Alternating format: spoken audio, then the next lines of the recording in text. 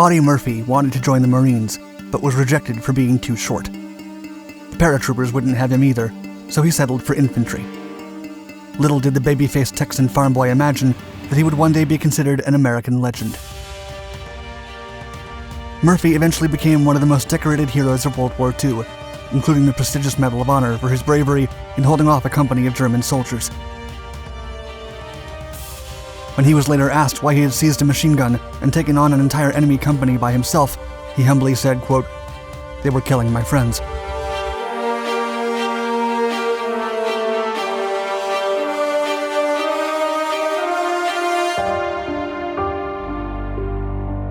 Never gave up.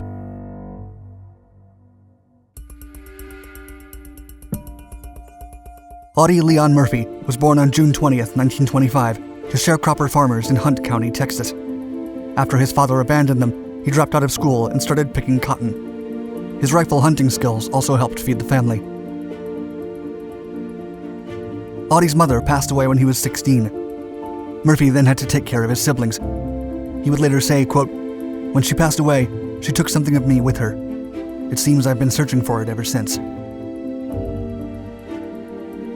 After the attack on Pearl Harbor in 1941, the young man attempted to enlist with the Army, the Navy, and even the Marines, but he was turned away for being underage and too short.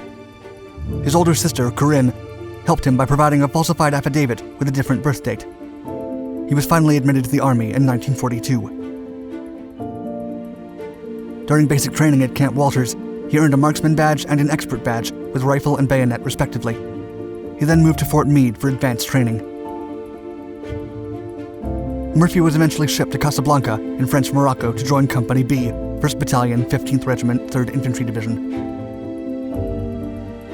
He was soon promoted to Private First Class, and his first combat assignment was in the Allied invasion of Sicily in July of 1943. He continually proved to be a highly skilled soldier and demonstrated his understanding of small unit action techniques.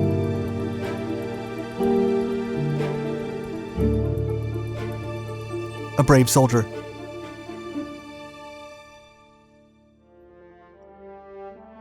In September of 1943, Murphy landed in Salerno, Italy. While on a scouting mission along the Volturno River, he and 2 other soldiers were ambushed by Germans. The enemy shot one of his companions, but the other 2 quickly fired back and downed 5 Germans. The following month, Murphy's company repelled a German attack during the assault on the Volturno line. By December, he was promoted to sergeant and then to staff sergeant a month later. In January of 1944, Murphy was assigned platoon sergeant in Company B and stayed with his troops in Anzio for 4 months. One day, Murphy led his platoon against the crew of a passing German tank. He then crawled on his own until he was close enough to destroy the tank with rifle grenades. He was later awarded the Bronze Star with a V device for this action. After continuing to make scouting patrols to take Germans for a few months, 61 soldiers and officers of the 15th Infantry were awarded the Combat Infantryman Badge, including Murphy. The young officer continued to advance through the ranks, and after the American forces liberated Rome on June 4, 1944, he received his first decoration for gallantry.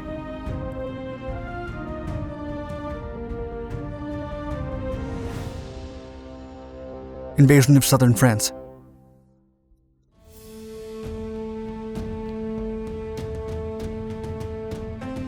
Murphy's unit was then withdrawn from Italy and sent to help in the first wave of the Allied invasion of southern France. After landing on Yellow Beach near Ramatuelle, his platoon was marching through a vineyard when they were attacked by German soldiers. Murphy then retrieved a machine gun and responded to the enemy fire, shooting 2 and wounding 1. 2 Germans then came out of a house and appeared to surrender, but they shot Murphy's best friend instead. The enraged sergeant continued to fire and shot down 6 soldiers and took 11 prisoners. He was subsequently awarded the Distinguished Service Cross. At Montélimar in August, Murphy successfully led his platoon through northeast France, securing the area from the Germans. Murphy and the other brave men who participated received the Presidential Unit Citation. A heel wound by a mortar shell blast earned him his first Purple Heart in September of 1944, while his first Silver Star came from his actions at Lomé, where he put down 4 soldiers and wounded 3 at a German machine gun position. 3 days after this feat, he crawled towards a German unit at Lomé.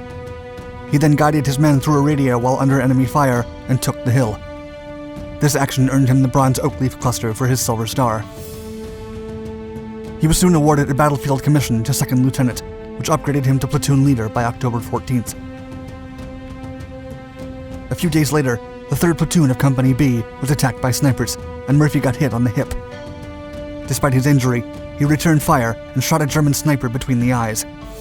He then received a Bronze Oak Leaf Cluster for his Purple Heart injury and remained out of combat for several months. Ultimately, the invasion of southern France took 7 weeks, and there were 4,500 casualties from Murphy's division. By this point, he was already one of the most decorated men in his company. But Murphy wouldn't stop there.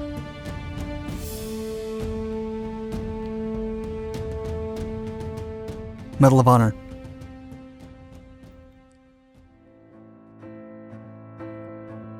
Murphy rejoined his platoon in January of 1945, now stationed in the Colmar area. The Colmar Pocket in the Vosges Mountains was an 850 square mile terrain held by the Germans since November. Murphy soon moved with the 3rd Division to the town of Holzwihr in Alsace, where they faced a savage German counterattack.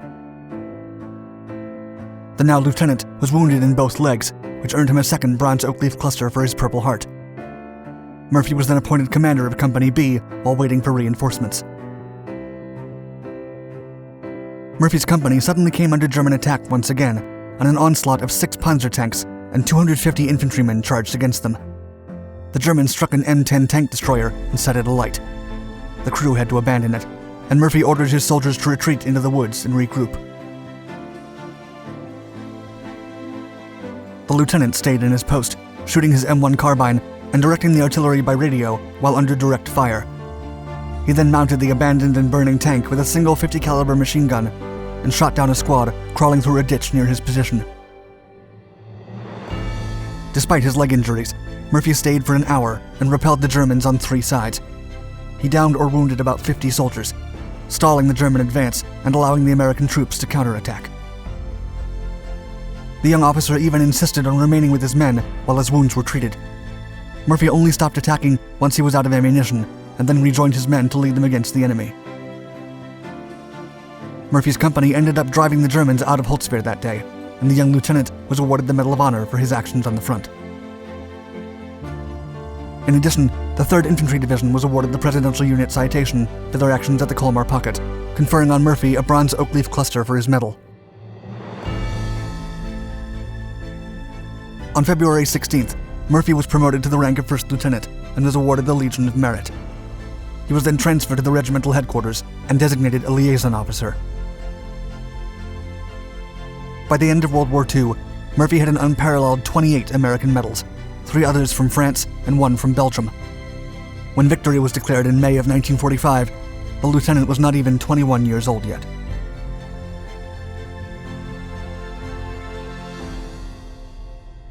Hollywood calls.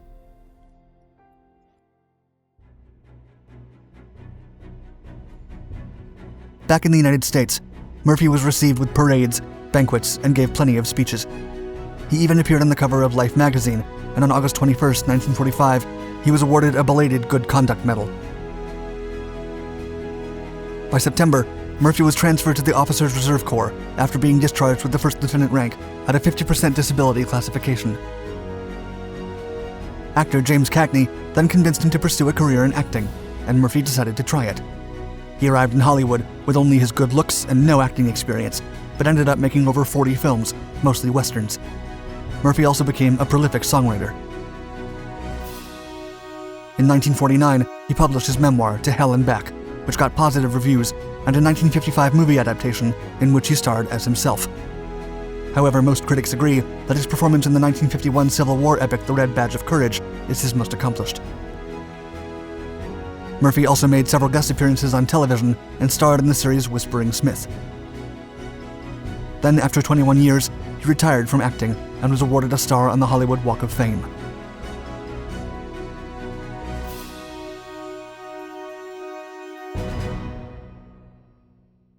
Later years.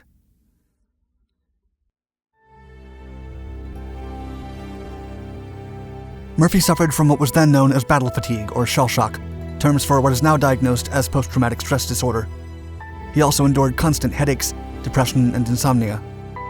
And he admitted to always sleeping with a loaded handgun beneath his pillow. Murphy sought consolation in addictive sleeping pills. In the mid-1960s, he broke his dependency by locking himself in a hotel room for a week. He was also known to have alarming stress episodes and found a creative outlet in poetry.